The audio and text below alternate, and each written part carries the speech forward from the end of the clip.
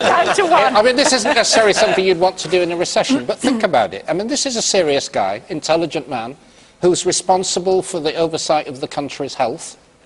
He knows that there are hundreds of millions of pounds that are being wasted because of alcohol-related illnesses, much of it related to cheap booze.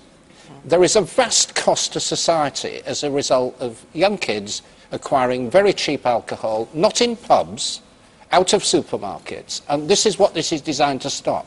And the people who are pushing for minimum pricing of alcohol, it's not just, you know, Puritans who are worried about health and avoiding crime. Actually, those are good things to worry about. The pubs are also... The British pubs, about 30 or 40% of them, are in imminent danger of closure. Many of them are shutting down all over the place. The community-based pub...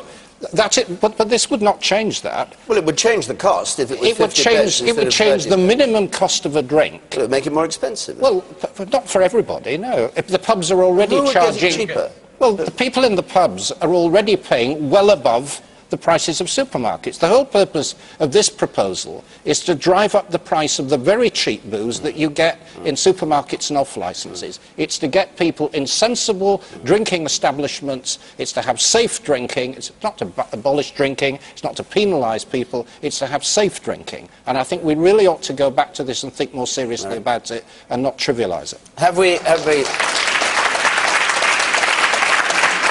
we heard a statement of Liberal Democrat policy on this? You have, yeah. And that'll be in the manifesto? I hope so.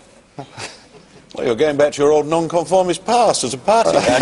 This is a commercial lobby from the pubs. I have every sympathy with the pubs, but there are plenty of other businesses that would like to argue you should put up the tax on the same product in their competitors. There are binge drinkers in pubs and clubs. There are, of course, but it's mainly on the streets. You shouldn't get into these lobbies. First alcohol, then it'll be dancing, Vince. That's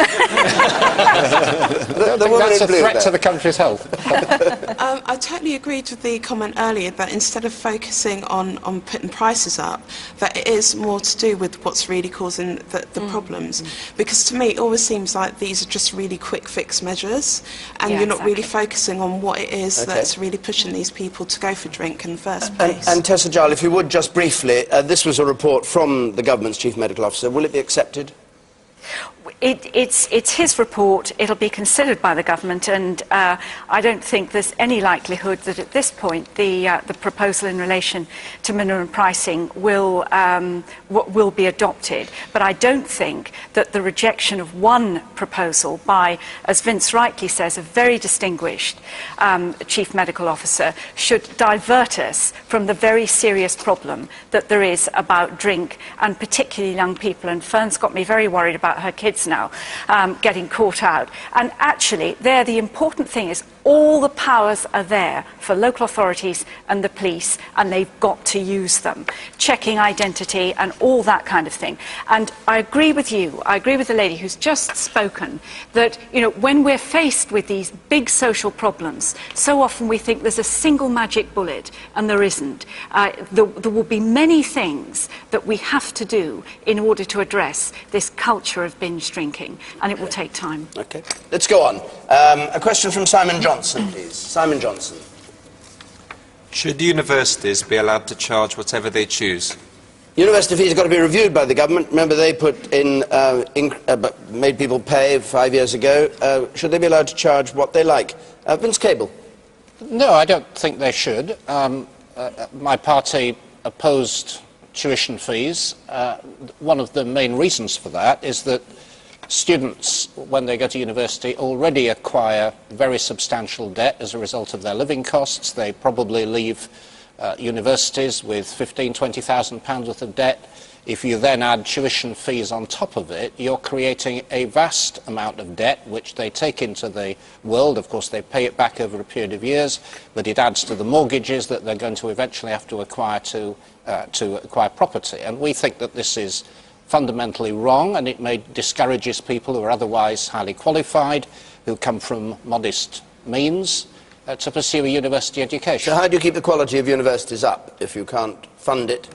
Well, the pickle we're in and you can't get it. I think the answer to that question is that if you are going to give free tuition to pupils, and not just full-timers but part-timers, you have to reduce the numbers. I mean, at the moment, there is this ludicrous objective of saying that half of the whole population should go to university. There's some target that the government set, and that's completely unnecessary. I mean, people who are qualified, people who've worked hard at school, got good grades, of course they should go to college and be properly supported, and that's the future of our higher education and our future of our educated manpower. But there are far too many people going through because of this ridiculous 50% target.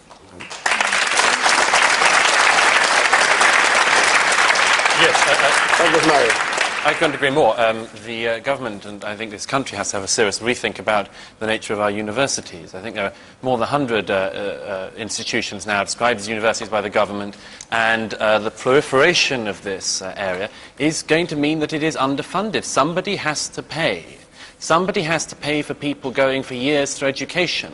Now, either every single taxpayer in the country has to pay for this, or my centre, the Centre for Social Cohesion, is about to release a report on funding showing the terrible underfunding in this country of universities has meant the universities are going to regimes, foreign regimes with terrible human rights records, for instance, in order to find some funding. This is not a good situation.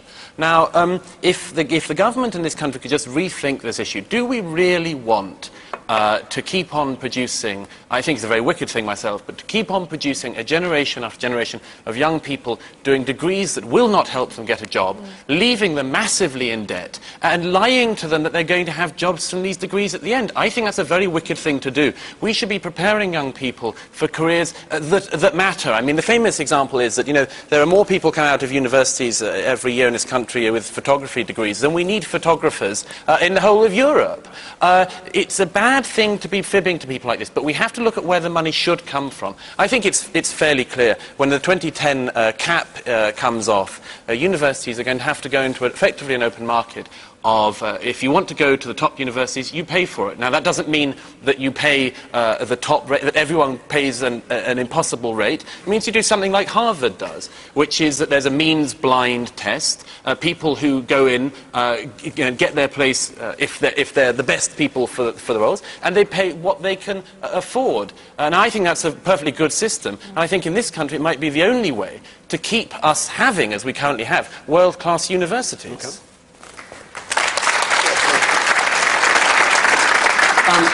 Just in answer to Mr. Coburn, I mean, a lot of people, he referred to the amount of too many people going through universities because of the government agenda.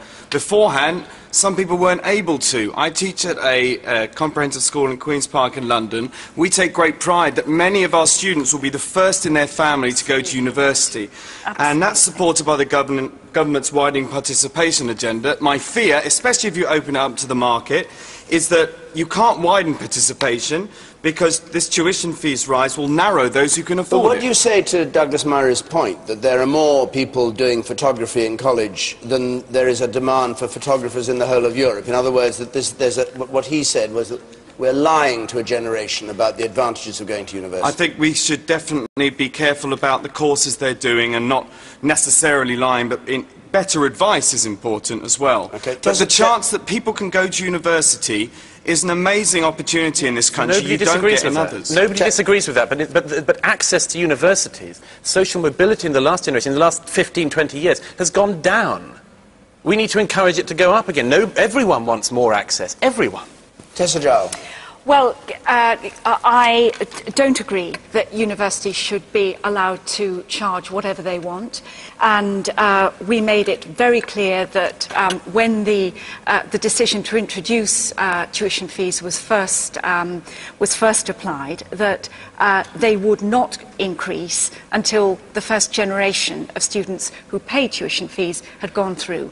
That happens this year, and there will be a review of the level of tuition fees. But I agree very much with the gentleman who's just spoken about the importance of opening up the ambition to go to university to young people in families where there is no history of further and higher education. I don't interrupt you, but what do you make Douglas Murray's point? You've got to be paid for. Yeah, of course it has. The taxpayer paid for it? Yeah, with the taxpayer, the contribution, as is the case at the moment, contribution from